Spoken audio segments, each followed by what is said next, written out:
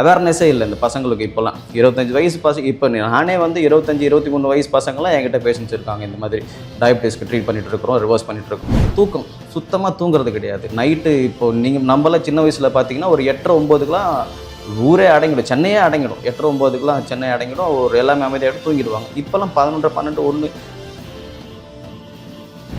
மைதா சம்மந்தமான பொருட்கள் அதிகமாக சாப்பிட்றாங்க. சுகர் வந்து ஒருத்தருக்கு வந்து இப்போ இருக்கிற சின்ன சின்ன பசங்களுக்கு வரது முக்கியமான காரணம் மைதா.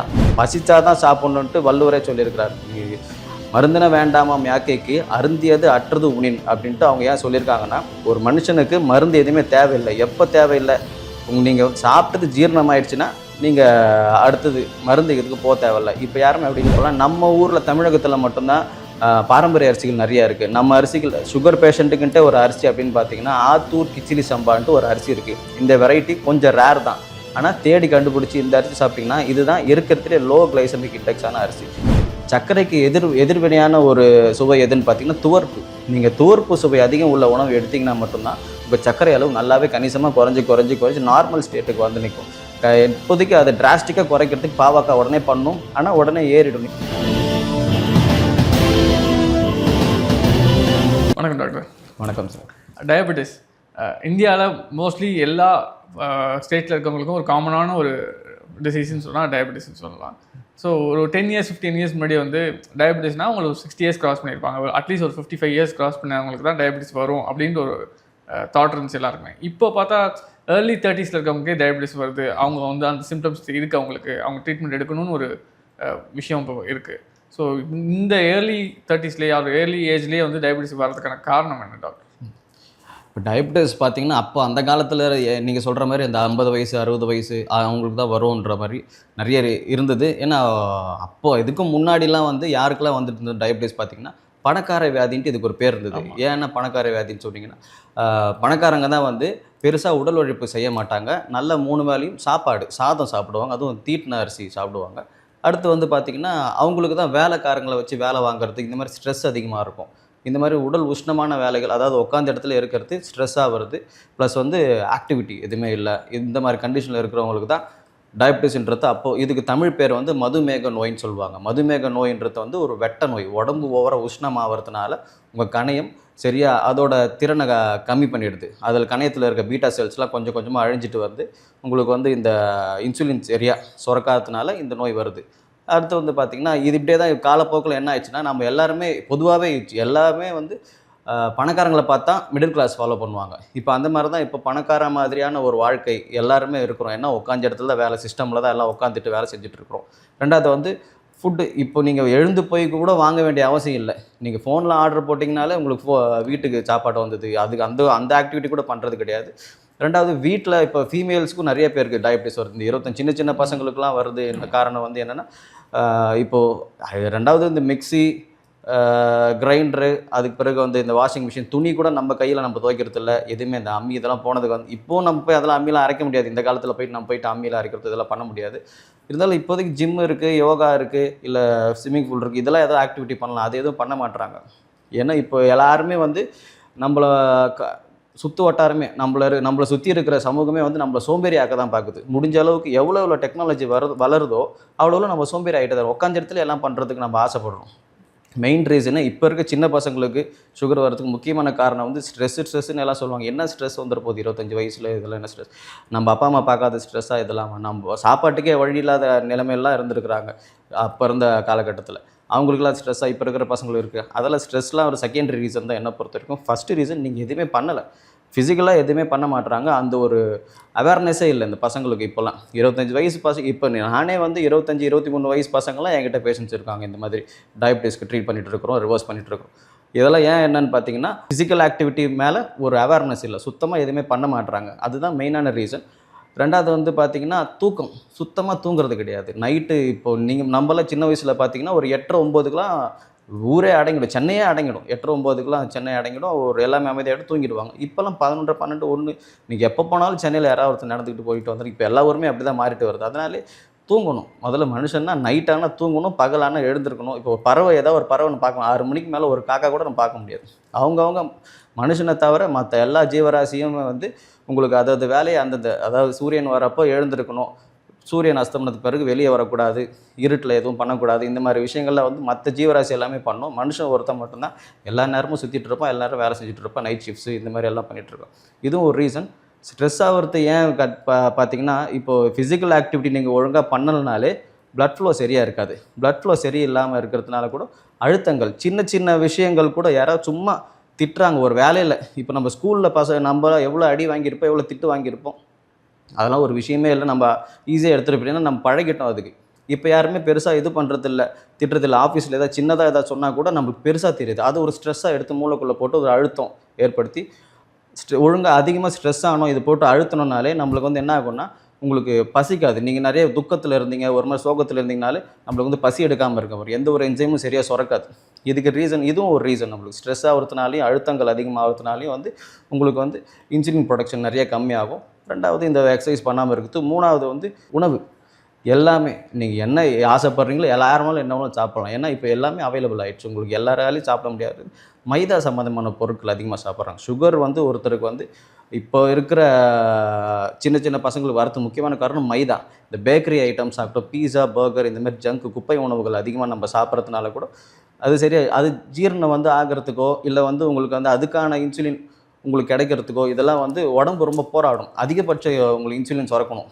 அதாவது உங்களுக்கு 60 வயசு வரைக்கும் நீங்கள் நடக்க வேண்டிய வேலையை வந்து நீங்கள் 20 வயசுலேயே செய்ய வைக்கிறீங்க. சீக்கிரமாக எல்லாத்தையும் புழிஞ்சி அடித்து புழிகிறீங்க. உங்களோட கணையத்துலேருந்து இன்சுலின் எடுத்துகிட்டு இருக்கிறதுனால தான் சின்ன வயசுலேயே நிறைய டயபிட்டிஸ் வந்துட்டு. இப்போ இந்த ஏர்லி ஸ்டேஜில் வந்து இந்த ஏர்லி 30ஸ்லேயோ வந்து லேட் 30s 40ஸ்ல வரவங்களுக்கு இந்த டயபிட்டிஸ் வரவங்க அவங்களால வந்து எவ்வளோ சீக்கிரம் வந்து அதை க்யூர் பண்ண முடியும்? சார் எவ்வளோ முடியுமோ சீக்கிரமாக நீங்கள் டயக்னோஸ் பண்ணிட்டீங்க. இப்போ ஒரு HbA1c டெஸ்ட் எடுத்து பார்க்குறீங்க, எனக்கு ஒரு 5.5 5.7 இருக்குன்னா பிரச்சனை இல்லை.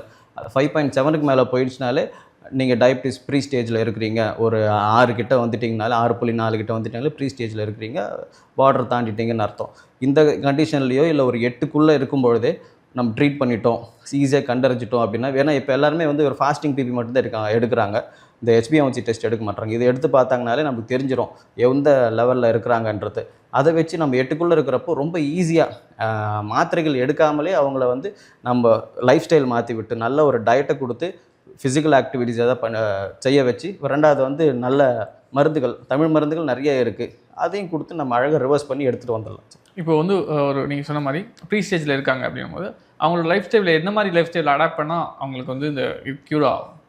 டயபிட்டிஸ் பொறுத்த வரைக்கும் நீங்கள் அந்த கெட்ட சர்க்கரை அப்படின்னு சொல்கிறத விட ஜீரணமாகாத சர்க்கரைகள் உடம்புல சுற்றிட்டு இருக்குன்னு வச்சுக்கோங்க. உங்கள் செல்லுக்குள்ளே போகல, ஏன்னா ரெசிஸ்டன்ஸ் ஏற்கனவே நீங்கள் அசையாமல் தான் வச்சுட்டு இருக்கீங்க. அந்த மசிலை வந்து ஏற்காமல் ஏற்கனவே இருக்கிற எனர்ஜியை வந்து நீங்கள் அதாவது சர்க்கரையை குளுக்கோஸை வந்து எனர்ஜியை கன்வெர்ட் பண்ணாமல் அப்படியே வச்சுட்ருக்கீங்க. அதாவது பெட்ரோல் போட்டு வண்டியை ஓட்டாமல் வச்சுட்ருக்கீங்க.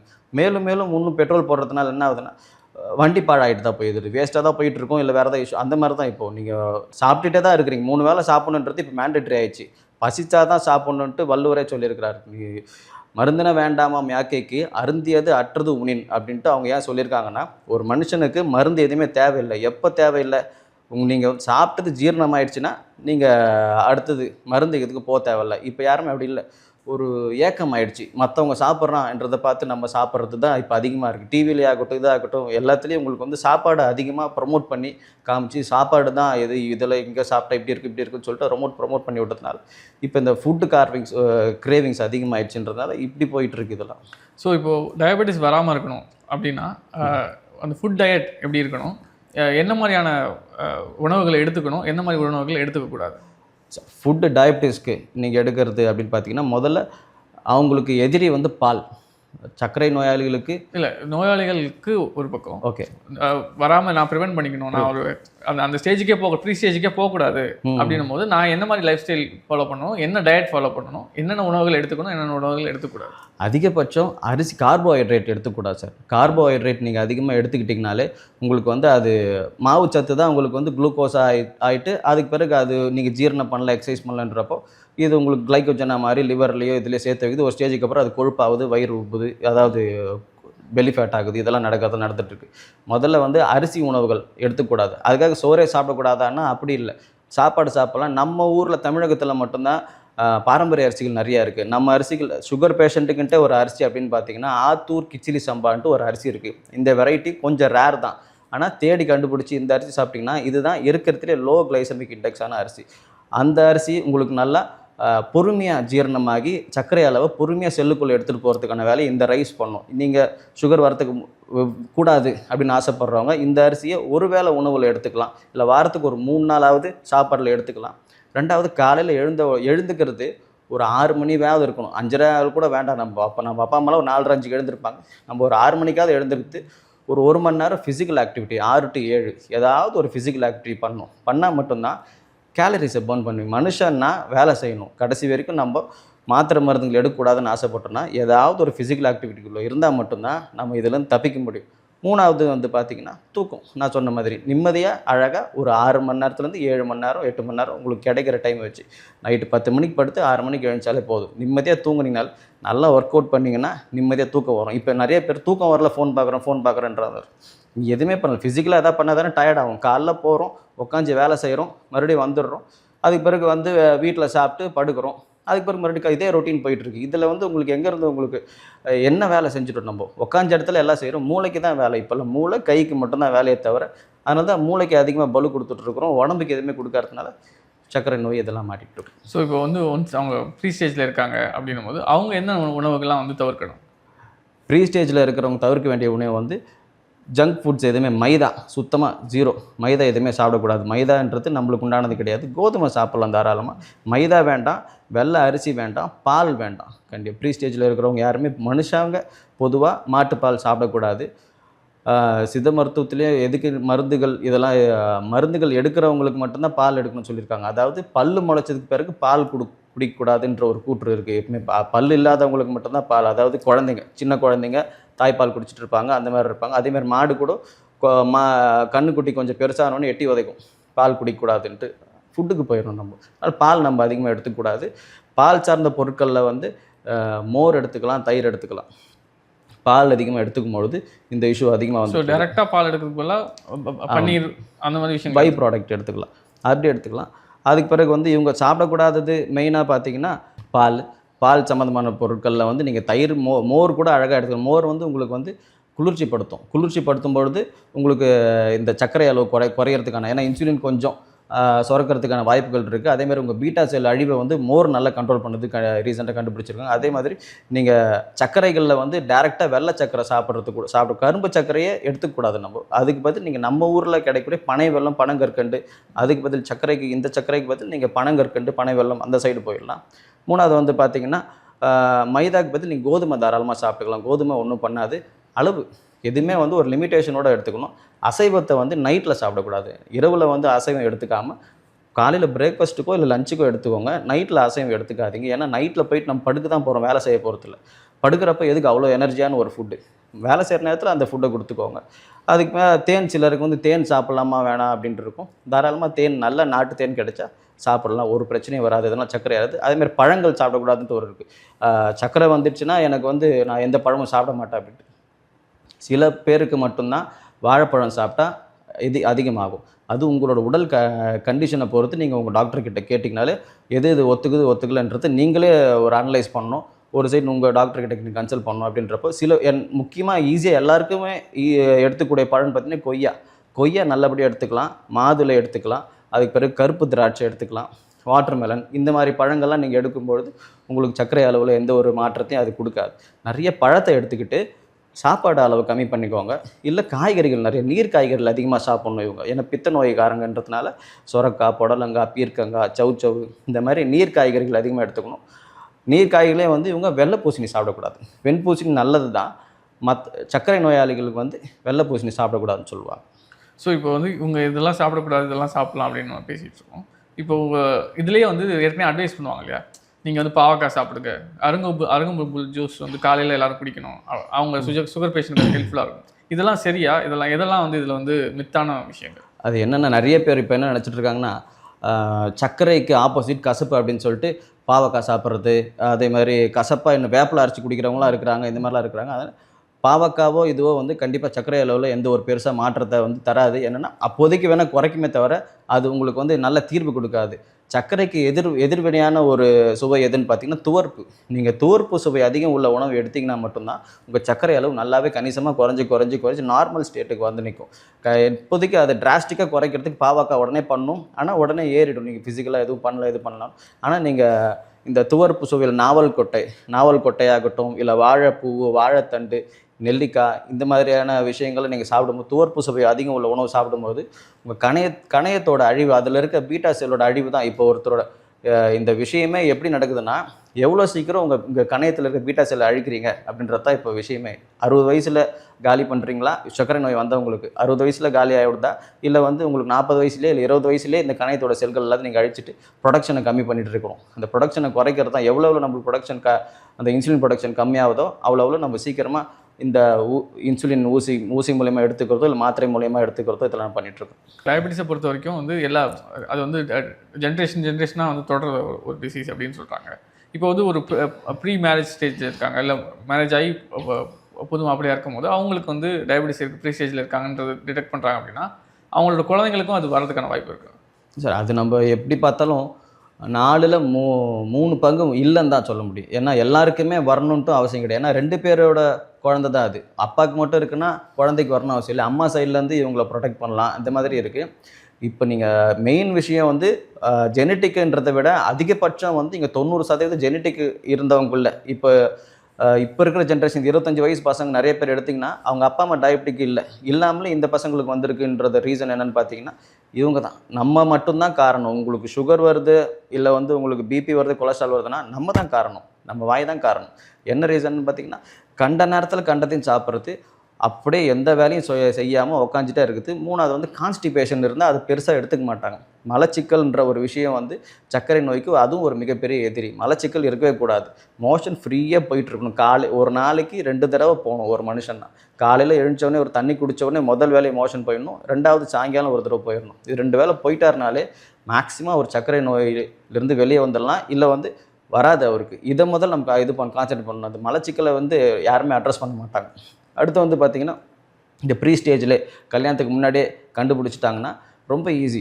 எவ்வளோ நீங்கள் சீக்கிரமாக கண்டுபிடிக்கிறீங்களோ, இல்லை ஒரு 10 வருஷம் மாத்திரை எடுத்தால் இது பண்ணி ரிவர்ஸ் பண்ணுறதுன்றது ரொம்ப கஷ்டமான வேலை. அதுவே நீங்கள் எவ்வளோ சீக்கிரமாக பார்த்துட்டு ரிவர்ஸ் பண்ணுறதுக்கான வேலைகளை ஸ்டார்ட் பண்ணுறீங்களோ 3 மாதத்துலேருந்து 8 மாதத்துக்குள்ளேயே ரிவர்ஸ் பண்ணி மறுபடியும் வராமல் அதுக்கு பிறகு அவர் விழிப்புணர்வாக இருக்கணும்.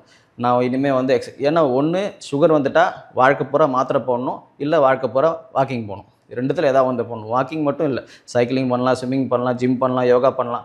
1 மணி நேரம் கண்டிப்பாக ஏதாவது ஒரு ஃபிசிக்கல் ஆக்டிவிட்டி பண்ணால் மட்டும்தான் உங்களுக்கு சர்க்கரையிலேருந்து வெளியே வரும். 40 to 50 இருக்காங்க இல்லையா, அந்த ஏஜில் கேட்டகரி இருக்கவங்களுக்கு வந்து அவங்க வந்து ஏர்லி ஸ்டேஜில் இருக்க மாட்டாங்க. அவங்க வந்து ரொம்ப நாளாக ஒரு 10 வருஷமோ 15 வருஷமோ டேப்லெட் சாப்பிட்டுட்டு இருப்பாங்க. அவங்களுக்கான அந்த டயபெட்டிஸ் பிரச்சனையை வந்து க்யூர் பண்ண முடியுமா?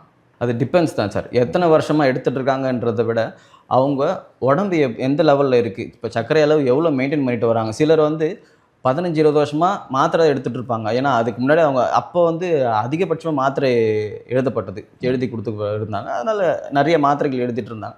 எடுத்துகிட்டு இருக்கோம் 15 வருஷம் எடுத்தாலும் அவங்க HbA1c பார்த்தீங்கன்னா ஒரு 6 தான் இருக்கும், இல்லை ஒரு 6.5 இந்த 7க்குள்ளே தான் இருப்பாங்க. நல்லா இவங்க ஏன்னா அவங்க சர்க்கரை வந்தாலே டிசிப்ளின் வந்துடும். பொதுவாகவே மக்களுக்கு என்ன ஆகான்னா நிறைய பேர் என்ன பண்ணுவாங்கன்னா வாக்கிங் போக ஆரம்பிச்சிடுவாங்க. எனக்கு சுகர் இருக்குது, நான் வாக்கிங் போகணும் அப்படின்ற ஒரு மைண்ட் செட் வந்துடும். சுகர் இருக்கும், வாக்கிங் போகணுன்ற வாக்கிங் போயிட்டே இருப்பாங்க. அதனால் அந்த டிசிப்ளின் வந்ததுனால அவங்க வந்து அந்த 7க்குள்ளே இருப்பாங்க. அந்த மாதிரி ஒரு 15 வருஷம் எடுத்தவங்க HbA1c ஒரு 7 இதுக்குள்ளே வச்சுட்டு இருக்காங்க அப்படின்னா அவங்களுக்கு கண்டிப்பாக ரிவர்ஸ் பண்ணி எடுத்துகிட்டு வர முடியும். ஒன்ஸ் டயபெட்டிஸ் வந்துருச்சு அப்படின்னா ஸோ அவங்களுக்கு அதனால டயபெட்டிஸ்னால வந்து வேறு என்னென்ன டிசீஸ்லாம் வர வாய்ப்புகள் இருக்குது, வேறு என்னென்ன வேர்ஸ்ட் கண்டிஷனுக்கு போகிறதுக்கு வாய்ப்பு இருக்குது, அதுலேருந்து போகாமல் தடுக்க முடியுமா?